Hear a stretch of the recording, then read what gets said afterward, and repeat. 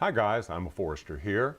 Today I'm going to review a very popular knife. This is the Benchmade Bugout.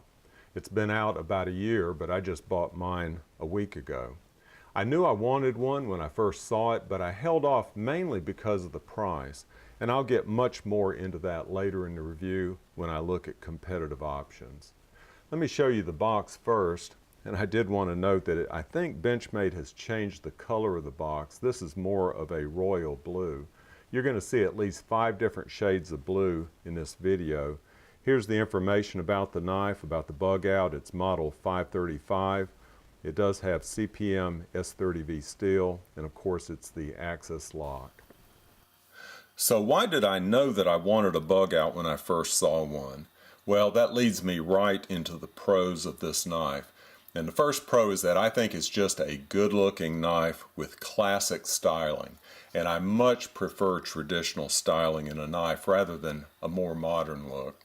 It has a good size with a little over a 3-inch blade. And this drop point blade I think is very functional. Has good belly here and a sharp tip. It's made of S30V steel. Stamped right there on the right hand side of the blade, and I think this S30V steel is becoming the baseline steel that's expected in modern knives. I love the blue handle scales. They're made with a synthetic material. Let me give you a close-up of that. They're made with a synthetic material that's called Grivery. Now blue, as I've said, is my favorite color, and this is the second shade of blue in this video. The biggest pro for this knife is its weight, and it weighs 1.85 ounces, mainly because of those Grivery handle scales. So let's get into the cons. What's not to like about the Bugout? Well, to be blunt, it feels cheap, and the best way to demonstrate that is by sound. Let me thump on it just a little bit.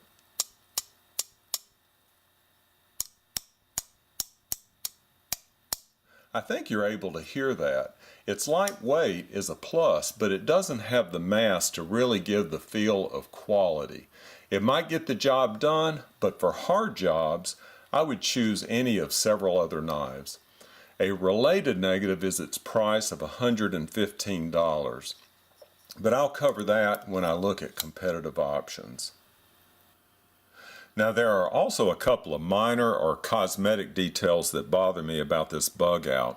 The first is that both of these axis lock studs are very rough to the touch, but especially this left one. I'm going to give you a close-up of it because I think you're going to be able to see some bare metal, and it's actually sharp. Now I'm sure it'll wear down after 1,000 more deployments, but it is annoying. Then there's the third color of blue that you see on these thumb studs on both sides, and I'm going to try to give you different angles so you can compare.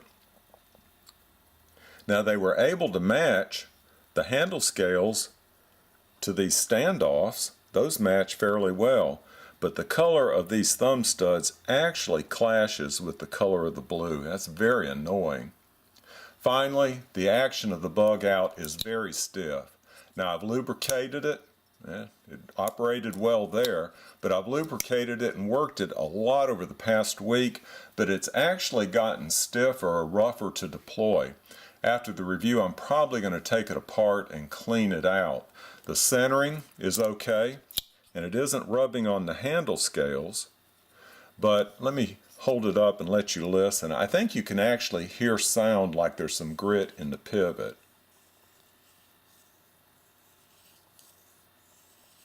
So I'm going to clean that out after the review. Now the Bugout was designed as a knife that you could tuck into your Bugout bag. It would give you a premium steel in a lightweight package, or some people like me might just carry it as their EDC knife. It wouldn't serve any tactical function, but it would do the light duty jobs that we all use our knives for. Now one problem that I have with the Bugout concept is that if I carried the Benchmade Bugout, I'd also have to carry another knife anyway. Now today my EDC knife is the Benchmade 761. I'll set it there for comparison. It has much more capability than the Bugout. So my question is, why carry the Bugout?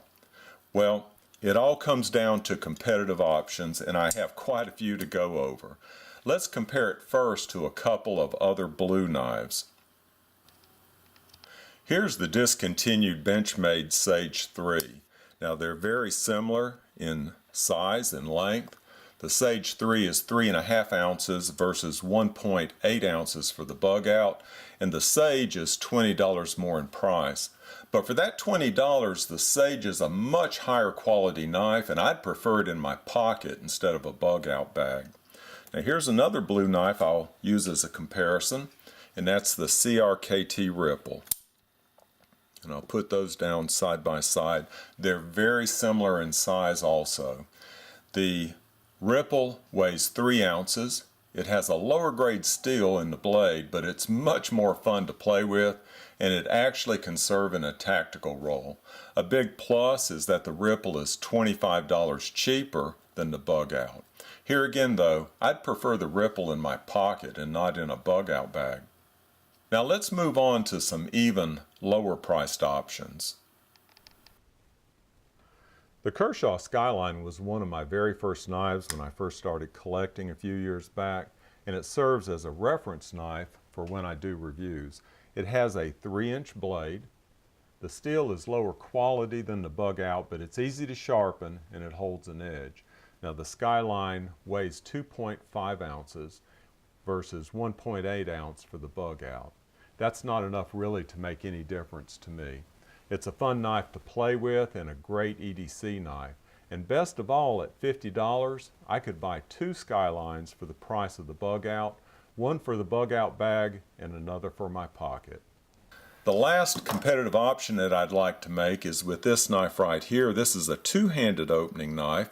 It's made by MAM, which is a Portuguese company. It is two-handed opening, but it has a liner lock for safety. I've been able to put quite a sharp edge on the blade even though it has a lower grade blade steel. And at 1.6 ounces, it's actually lighter than the Bugout. And best of all, it only costs $15, $100 less than the Bugout. I think it's a knife that's even better suited for a Bugout bag. So how would I summarize my view of the Bugout? Well, I would say it's a quality knife that serves a specific niche role of either a tuck-away knife in a Bugout bag or for me as a general EDC lightweight knife. For me, weight isn't a major consideration in my EDC rotation, so I don't place a higher value on the Bugout because of its light weight. Now, how much time it gets in my pocket depends on how well it breaks in over time. If it operates more like my Benchmade 940, it'll get a lot of pocket time. If not, it might be relegated to my tackle box. I hope you found this video interesting and useful. If so, like, comment, and share below, and y'all take care.